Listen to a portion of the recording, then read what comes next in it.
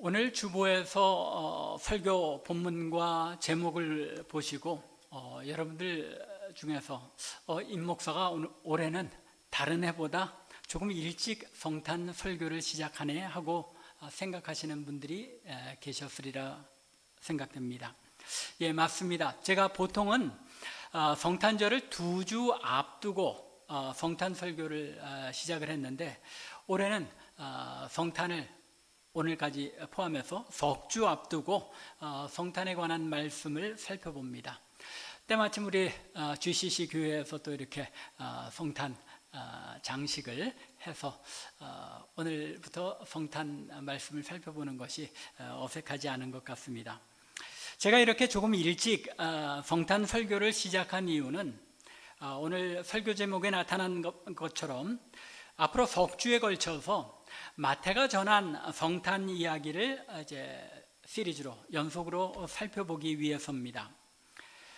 다른 해보다 한 주일 일찍 성탄 메시지를 시작한다고는 하지만 사실 이 세상과 비교하면 그렇지도 않죠.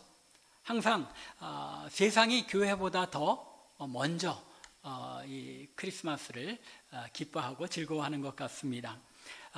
미국 추수감사절, 즉 11월 마지막 목요일 추수감사절 지나면 그 다음 날부터 이제 방송에서나 상가에서 크리스마스 캐럴들이 나오기 시작하죠. 이렇게 세상은 하나님의 백성들보다 먼저 이 크리스마스를 물론 믿음을 가지고 하나님께 영광을 돌리며 감사하는 의미는 아니지만 크리스마스를 즐깁니다. 그런데 교회에서는, 그리고 성도들의 마음은 조금 더 늦게 이 성탄을 즐거워하는 것 같습니다. 여러분들이 이미 읽으신 것처럼 오늘 본문의 말씀은 족보입니다. 읽으시면서 낳고 굉장히 좀 지루하게 느껴지셨을 수도 있는데, 이 마태는 아주 독특하게도 자신의 복음서를 예수님의 족보로 시작하고 있습니다. 물론 누가도 예수님의 족보를 기록하고 있기는 합니다. 누가복음 3장 후반부에 가보면 예수님의 탄생과 세례 요한의 사역에 대해서 소개하고, 그리고 예수님께서 세례 요한에게 세례를 받으시는 그 장면을 설명한 후에 예수님의 족보를 기록하고 있습니다. 그것도 마태와는 조금 다른 관점에서 기록하고 있죠. 여러분들이 관심을 가지고 깊이 이제 묵상하며 읽어보신 분들은 아시겠지만 이 누가복음의 족보는 마리아를 계통으로 한 족보입니다. 그리고 오늘 이 족보는, 마태복음의 족보는 이제 요셉을 중심으로 한 족보인데 참 신기하게도 마리아도 그 조상으로 거슬러 올라가면 이 다윗의 자손으로 연결되고, 요셉도 그 조상으로 올라가면 다윗의 자손으로 연결됩니다. 그래서 마리아와 요셉이 둘 다 이 다윗의 자손의 계보를 가지고 있는 것을 알 수 있습니다. 여하튼 자신의 복음서를 족보로 시작한다는 면에서 마태복음은 독특하기도 하고, 또 신약 성경을 처음 읽으려고 성경을 처음 펼쳤는데 뜬금없이 족보가 나타나는 것에 당황하시는 분들도 계실 것 같습니다. 그래서 제가 예전에 본 재미있는 이 마태복음 1장에 관한 글이 기억이 납니다. 한국에서 이 큐티로 유명세를 탄 어떤 목사님이 있는데, 이 목사님이 마태복음 1장을, 이 족보를 묵상하면서 자신이 받은 은혜를 이제 기록했습니다. 그런데 이 목사님이 이 말씀을 묵상하는 가운데 다 낳고만 나오니까 도대체 뭘 하나님께서 말씀하시려고 하는지 이해가 잘 되지 않은 겁니다.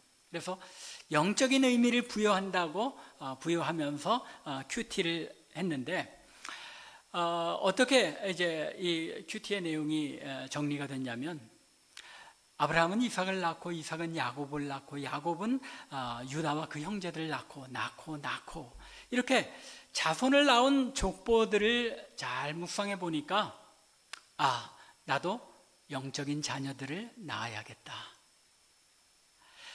영적인 자녀들을 낳는 길은 뭐 하는 길입니까? 전도하는 것밖에 없죠. 그러니까 나도 전도해서 영적인 자녀를 낳아야겠다라고 큐티에 기록했다는 글을 본 적이 있습니다. 나도 영적인 자녀를 낳기 위해 이 전도해야겠다라는 이 결심이 잘못된 것은 아니죠. 일면 은혜가 된다고 생각될 수도 있습니다. 하지만 이 1장의 족보가 하나님께서 전도해라, 너희가 나가서 영적인 자녀를 낳아라라는 그런 의미로 이 본문의 말씀을 주셨다고 결론을 내린다면 이 족보를 기록한 마태가 뒷목을 붙잡을 것 같습니다.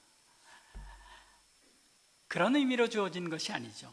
오늘 본문에 기록된 족보는 그런 목적, 즉 영적인 자녀를 낳아라라는 그런 말씀으로 기록된 것이 아닙니다. 이 족보는 보다 크게는 마태복음 전체를 통하여 마태가 말하고 싶은 내용을 미리 알려주는 서론에 해당됩니다. 또 동시에 조금 좁게는 이제 1장 17절까지 족보를 읽었는데 그 이후에 이어지는 예수님의 탄생 이야기에 대한 서론이기도 하다는 것입니다. 그렇기 때문에 이 서론이라는 것이 항상 그렇죠.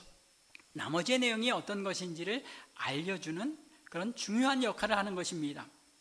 즉 마태는 조금 후에 보다 자세히 살펴보겠지만 간단하게 미리 언급하자면 1절에서 분명하게 선언하고 있는 것처럼 예수 그리스도는 아브라함과 다윗의 자손으로 이 땅에 오신 메시아라는 것입니다. 왕으로 오신 메시아, 이것을 말하기 위하여 마태가 이 긴 족보를 이야기하고 있다는 것입니다. 이처럼 오늘 본문에 기록된 족보가 예수 그리스도의 탄생에 대한 서곡이라는 사실 때문에 올해 성탄 메시지를 마태복음을 중심으로 한 예수님의 탄생을 살펴보기로 제가 마음에 정하면서 예수님의 족보로 이 성탄 메시지를 시작하게 된 것입니다. 마태가 이 족보를 통해서 전하기 원했던, 하나님께서 마태의 이 족보 기록을 통해서 우리에게 주시고자 한 말씀의 의미를 살펴보는 가운데 우리 가운데 하나님께서 주시는 은혜가 있기를 간절히 바랍니다. 먼저 오늘 이 족보는 언약 성취의 족보라는 사실을 마태가 이야기하고 있습니다. 마태가 족보를 통하여 강조하고 싶었던 것은 예수 그리스도의 탄생은 하나님께서 아브라함과 그리고 다윗과 맺으셨던 언약의 성취로 오신 것이다 라고 강조하고 있다는 말입니다. 방금 언급한 1절에서 이 사실이 잘 나타나고 있습니다. 아브라함과 다윗의 자손 예수 그리스도의 계보라. 긴 족보를 얘기하고 있지만 이 족보 전체를 단 두 사람으로 정리하고 있죠. 누구와 누구요? 아브라함과 다윗의 자손 예수 그리스도의 계보, 즉 족보라는 것입니다. 옛날 그 성경에서는 여러분들 기억하시는지 모르겠습니다. 아브라함과 다윗의 자손 예수 그리스도의 뭐라고 번역했습니까? 세계라. 이 세상에 흐르는 이제 가계, 족보 그런 의미죠. 창세기 12장에서 하나님께서 아브라함과 언약을 맺으십니다. 아브라함에게 12장 1절부터 3절에서 무엇을 약속하십니까? 특별히 중간 2절을 보면 내가 너로 큰 민족을 이루고 내게 복을 주어 내 이름을 창대하게 하리니 너는 복이 될지라. 여기에 보면 너로 큰 민족을 이루게 하시겠다고 합니다. 이때 아브라함이 부르심을 받을 때였으니까 75세였는데 자녀가 있었습니까? 없었습니까? 없었죠. 자녀가 없던 때에 하나님께서 아브라함을 복 주시고 아브라함에게 언약을 하시면서 내게 복을 주어 너로 큰 민족을 이루게 하시겠다고, 그리고 내 이름을 창대하게 하시겠다고 언약을 맺으십니다. 이렇게 아브라함의 자손이 큰 민족이 되겠다고 약속을 주셨지만 아브라함이 계속하여 아들을 낳지 못하자 어떤 생각을 하게 됩니까?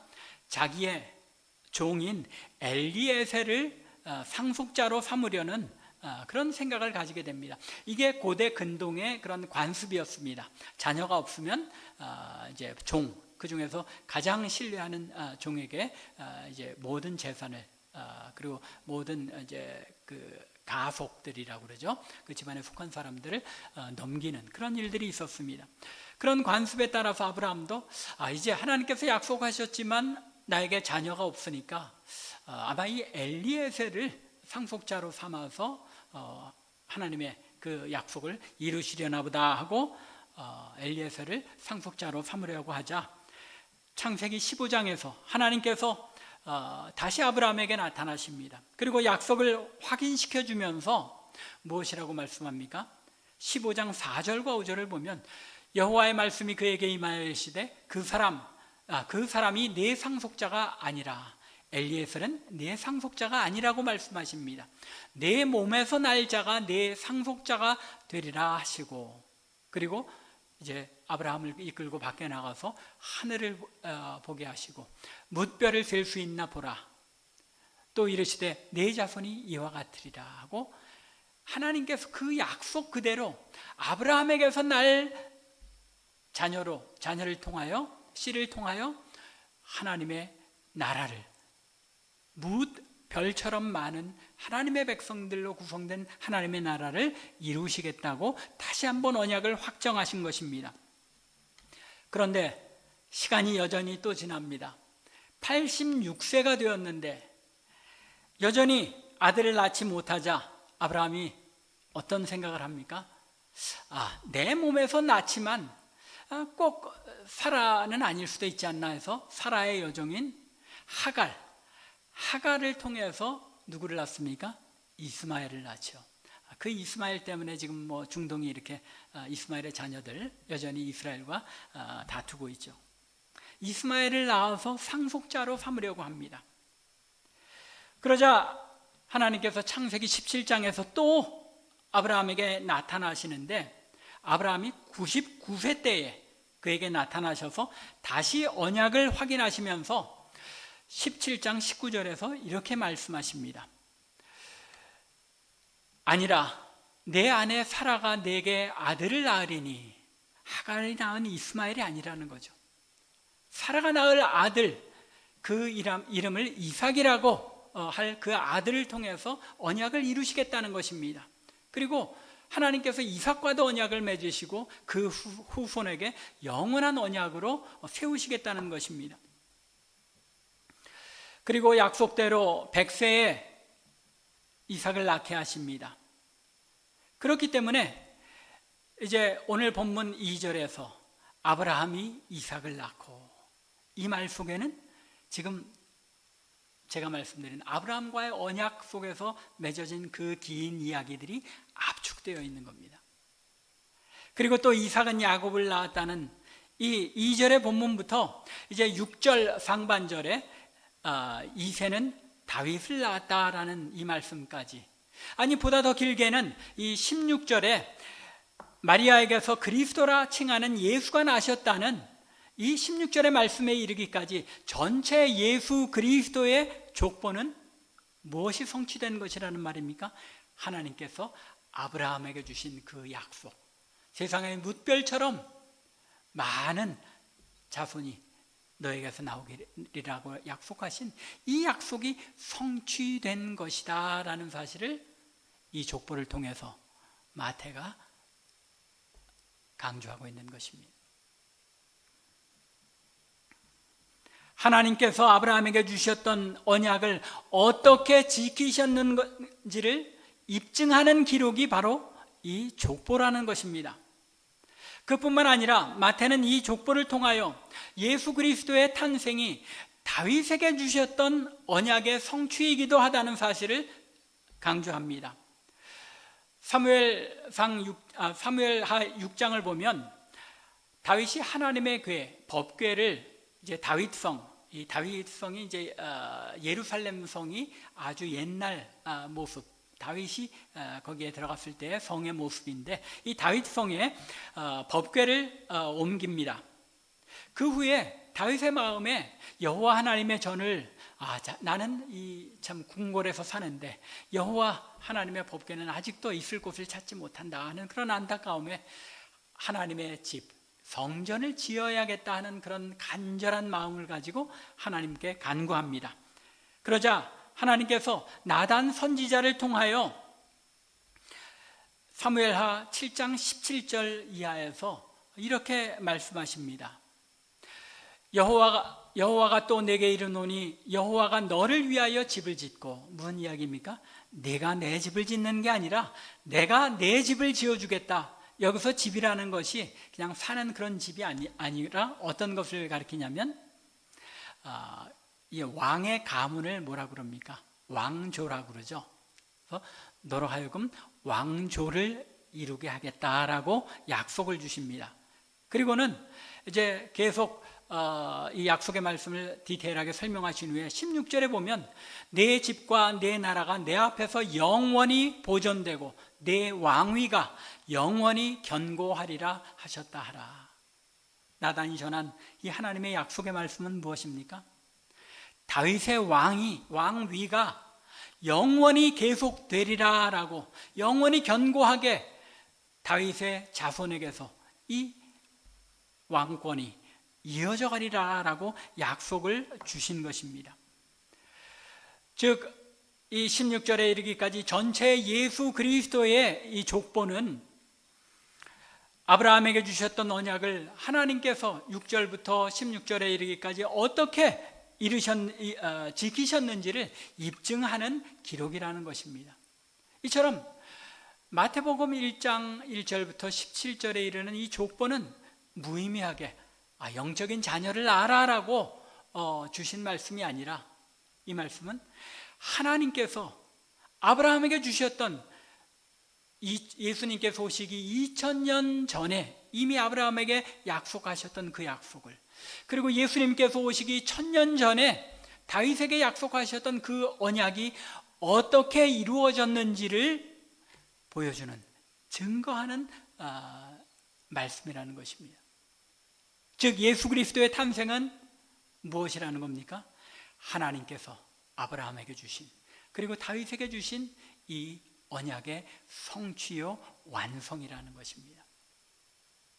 예수 그리스도가 어느 날 갑자기 그냥 오신 것이 아니라 2000년 이상, 더 길게는 아담부터 시작해서 시작된 이 인류의 역사를 통해서 계획하시고 또 약속하셨던 그 다윗 계통의 왕으로, 다윗의 자손 왕으로 이 땅에 오셔서 영원히 그 왕권을 가지시고 다스리신다는 것을 보여주는 것, 그것이 바로 성탄의 의미라는 것입니다. 뿐만 아니라 마태는 이 족보를 통하여 예수 그리스도의 탄생이 언약의 성취이라는 사실을 강조한 것이죠. 그리고 여기에서 다윗은 우리아의 아내에게서 솔로몬을 낳고라고 6절 하반절에 언급한 후 이후에 계속되는 다윗 자손의 그 계보, 물론 바벨론 포로 시기에는 왕이 없었죠. 유다 왕국이 망하였기 때문에 왕이 없었지만 다윗의 자손의 계열을 통해서 예수 그리스도에 이르기까지 다윗의 그 왕가의 계보는 계속되었다는 것입니다. 그 가운데서도 스알디엘을 통하여 스룹바벨로 그 왕권이 이어지고, 결국은 16절에, 오늘 본문 16절에 믿는 모든 자들의 왕이신 예수 그리스도의 탄생으로 이어져서 다윗의 왕위가 영원히 견고하게 하시겠다는 그 하나님의 다윗을 향한 약속이 어떻게 성취되었는지를 보여주고 있다는 것입니다.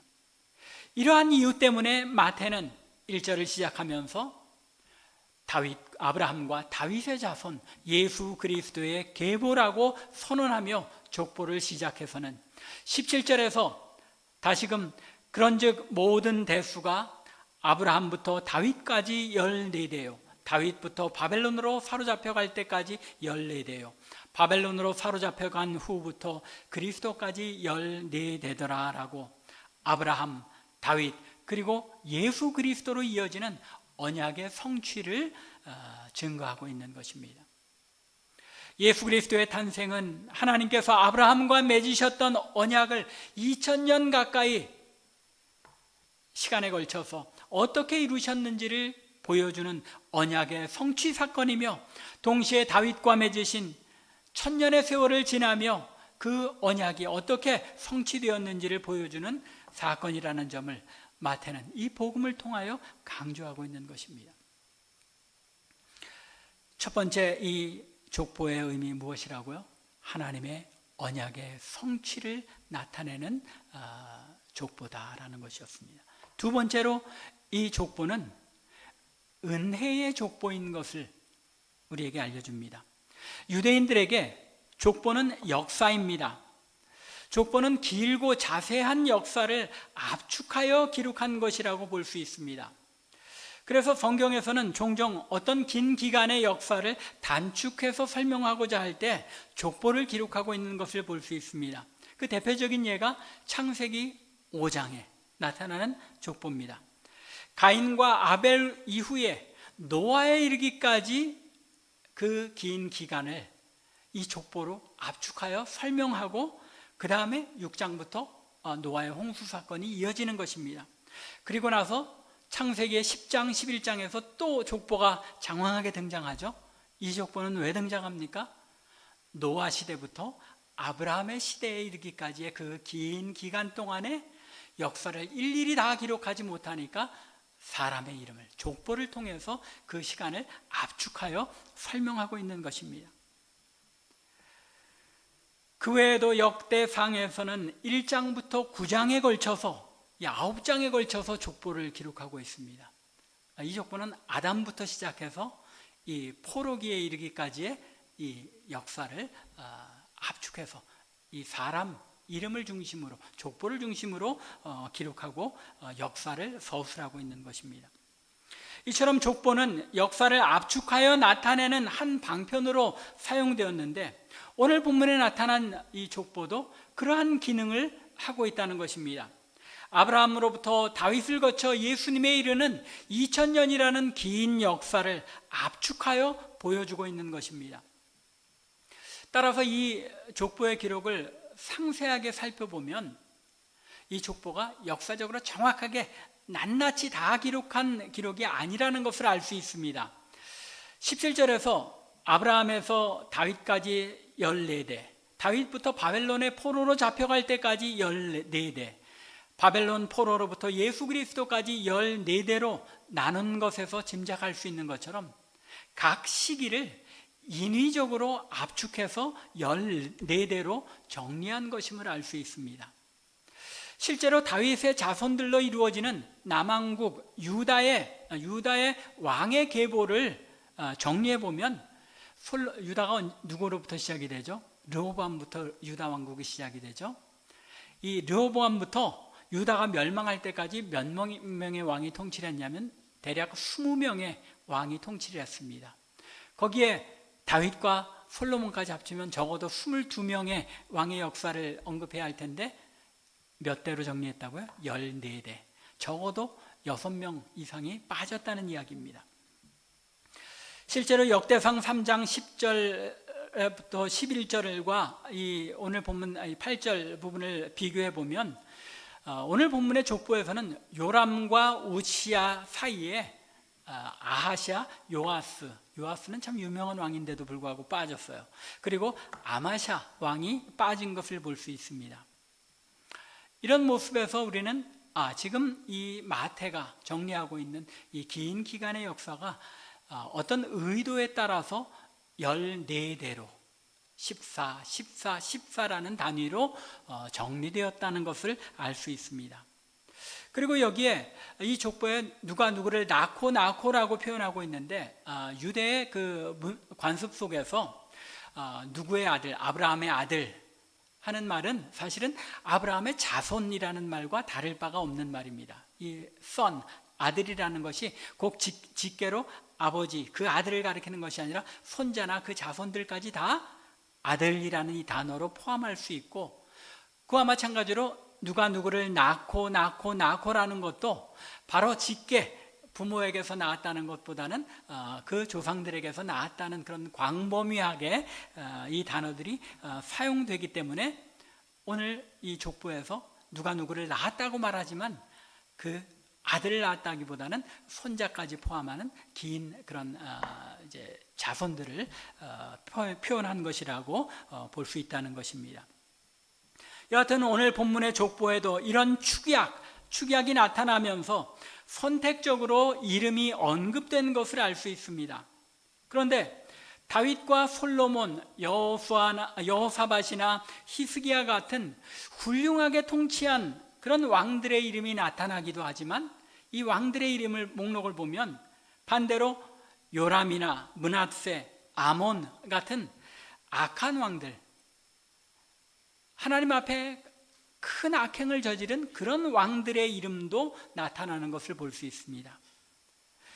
이 족보의 기록 속에서 이런 악한 왕들의 이름을까지도 언급하면서 마태는 하나님께서 하나님의 언약을 이루면서 아브라함부터 다윗을 거쳐 예수 그리스도에 이르는 이 하나님 나라를 이끌어 가시는 동안에 죄인들에게까지도 긍휼을 베푸시면서 하나님의 나라를 이루어 오셨다는 사실을 이 족보를 통해서 우리에게 알려주고 있는 것입니다. 하나님께서 하나님의 나라를 이루시면서 예수 그리스도를 통한 구원의 역사를 이루시려고 그 긴 세월 동안 하나님의 나라를 이루어 가시는 동안에 수많은 죄인들 마땅히 벌하여 징벌하고 영원한 형벌에 처해야 될 그런 죄인들까지도 긍휼을 베푸셔서 은혜로 하나님께서 그들을 하나님 나라를 이어가는 그런 방편으로 사용하셨다는 것입니다. 또한 이 족보가 지닌 또 하나의 특징은 바로 이 사실, 하나님께서 죄인들까지도 품으시고 긍휼을 베푸시며 하나님 나라를 이루셨다는 사실을 뒷받침해 줍니다. 이 족보에서 아주 독특한 특징이 하나 나타나고 있죠. 어떤 특징입니까? 4명의 여자의 이름이 포함되었다는 겁니다. 마리아까지 포함하면 5명의 이름이죠. 우리가 잘 알고 있는 것처럼 유대의 문화 속에서도 족보의 여자 이름들을 기록하지 않습니다. 그런데 마태는 이 족보에 마리아 말고도 4명의 여인들, 즉 다말과 라합, 룻 그리고 밧세바를 언급하고 있습니다. 물론 이 밧세바를 우리아의 아내라고만 언급하고 있죠. 이 족보에 만일 여자의 이름들이 언급되어야만 했다면 사라나 리브가 혹은 라헬 같이 위대한 족장의 아내들, 정숙한 여인들을 언급하는 것이 마땅했을 텐데 왜 다말, 라합, 룻 그리고 밧세바 이런 여인들의 이름이 기록되어 있는 것입니까? 여기에도 마태가 어떤 의도를 가지고 이 여인들의 이름을 언급하고 있다는 것입니다. 다말이 누구입니까? 창세기 38장에 잘 나타나 있는데 유다의 아들, 장남인 엘의 아내, 즉 유다의 며느리였습니다. 그런데 엘이 죽고 나서도 그 동생들을 통하여 자손을 이어가도록 유다가 처리해 주지 않자 어떻게 합니까? 창녀인 것처럼 꾸미고 시아버지인 유다에게 들어가서 동침해서 낳은 것이 오늘 본문에 기록된 베레스와 세라를 낳은 것입니다. 라합은 또 누구입니까? 여리고성에서 여각을 운영하며 기생으로 살던 여인이었습니다. 그렇지만 저가 정탐꾼을 숨겨준 덕택에 여리고성이 무너질 때에 함께 멸망하지 않고 구원을 얻었던 여인입니다. 이 여인이 다윗의 조상이 되었다고 오늘 본문에 기록하고 있습니다. 또 룻 역시 모압 여인이었습니다. 이방 여인이었지만 여호와를 붙쫓음으로써 보아스의 아내가 되어서 다윗의 직계 조상이 되죠. 밧세바 또한 다윗과 간음하여 아들을 낳았지만 하나님께서 그 아들을 거둬가시죠. 그 아들이 죽은 후에 다시 낳은 아들이 솔로몬입니다. 이렇게 오늘 본문에 족보에 언급된 여인들은 하나같이 정숙한 여인이라기보다는 창기, 기생 혹은 간음한 여인으로서 밧세바를 제외하면 모두 이방 여인들이었습니다. 참 이상하지 않습니까? 예수 그리스도의 족보를 기록하는데 보다 참 정결한 여인들, 정숙한 여인들을 언급하면 좋을 텐데 이방 여인들, 죄로 가득한 이방 여인들을 기록하고 있는 것입니다. 왜 이런 여인들의 이름을 기록하고 있는 것입니까? 그것은 바로 앞에서 말씀드린 것처럼 하나님 나라가 완전하고 훌륭한 인물들로 이어져 내려온 것이 아니라 부정한 죄인들에게 긍휼을 베푸시는 하나님의 은혜로 이어져 내려온 것임을 알려주기를 원했던 것입니다. 예수 그리스도를 통해 이루실 그 하나님의 나라가 어떤 나라인 것을 말씀하고 있는 것입니까? 죄인들, 정결치 못한 자들이 하나님께로 돌아와 하나님의 백성으로서의 복된 삶을 얻게 되는 것이 예수 그리스도께서 이 땅에 오신 목적이다 하는 것을 이 족보를 통하여 마태가 미리 알려주고 있는 것입니다. 그뿐만이 아니죠. 하나님께서 당신의 언약을 성취하시는데 이방 여인들을 사용하셨다는 것은 무엇을 또 예고하는 것입니까? 예수 그리스도께서 오셔서 이루실 하나님 나라는 이방인들을 포함하는 혈통적인 아브라함의 자손만이 아니라 이방인들까지 포함하는 그런 하나님의 나라인 것을 이 족보를 통하여 마태가 알려주고 있는 것입니다. 더 나아가서 이 여인들의 이름이 언급된 또 하나의 의도가 있습니다. 그것은 지금 이 족보 속에서 언급된 여인들이 창기, 기생, 간음한 여인, 이런 여인들을 언급함으로써 앞으로 마리아가 잉태하여 낳게 될 그 아들에 대하여 유다 사람들이 놀라지 않을 수 있는 안전장치를 미리 하고 있다는 것입니다. 무슨 이야기냐면은 우리는 다 예수 그리스도께서 성령을 통하여 잉태된 것 알고 있습니다. 믿고 있습니다. 하지만 그 당시 사람들은 마리아가 임신한 것을 보았을 때 정결치 못한 여자다 하고 손가락질하고 그런 상황이 닥칠 수밖에 없게 되어 있었는데 하나님 나라의 족보, 다윗 왕의 족보 속에서도 이 부정한 여인들이 언급되는 것을 통해서 하나님께서 하나님 나라를 이루시는 것이 이 마리아의 이 동정녀 탄생을 통해서 이루는 것 역시도 이상하게 받아들여질 것이 없다는 사실을 미리 이 여인들의 이름을 통하여 알려주고 있다는 것입니다. 하나님 나라가 어떤 것인지를 이 족보는 분명하게 드러내고 있는데 그 하나님 나라가 어떤 나라라고요? 은혜의 나라라는 것입니다. 마태로 하여금 다윗에게 약속하신 영원하신 왕으로 오신 예수 그리스도의 족보를 기록하게 하심으로써 하나님께서는 예수 그리스도를 통하여 임하게 될 하나님 나라가 어떤 것인지를 선포하신 것입니다. 이 하나님 나라의 왕으로 오신 예수 그리스도는 아브라함과 다윗에게 약속하신 언약의 성취로 오신 메시아이시며 하나님께서 이 언약을 성취하시기 위하여 죄인들에게 긍휼을 베푸시며 이방 여인들까지도 하나님께로 나오게 하시는 이런 은혜로 하나님 나라의 계보를 이어가게 하셨으며 또 이 나라의 계보를 통하여 그리스도로 말미암아 이루어질 하나님의 나라가 어떤 것인지를 잘 나타내 보이심으로써 예수 그리스도께서 오셔서 이루실 그 하나님의 나라가 어떠한 나라인지를 알려주셨다는 것입니다. 더욱이 오늘 본문의 12절 이하에 보면 바벨론의 포로로 잡혀간 이후에 그 다윗의 자손들의 계보, 이 이름들은 전혀 알려지지 않은 이름들입니다. 아주 평범한 사람들이죠. 또 그 자손이 마리아와 요셉이라는 사실로부터 알 수 있는 것처럼 지극히 그 이스라엘 가운데 구석구석에 묻혀 살던 그런 왕의 계보였다는 것입니다. 그러나 하나님께서 하나님의 나라를 누구를 통해 이루신다고요? 이 평범한 하나님 나라 백성들을 통해서 이루신다는 사실을 우리에게 일깨워주고 있는 것입니다. 신실하게 하나님의 약속을 붙들고 기다려온 하나님의 백성들을 통해서 하나님의 나라를 이루어 오시고 또한 하나님의 언약을 성취하셨음을 알려주는 것이 바로 이 족보가 우리에게 주어진 의미요 이유라는 것입니다.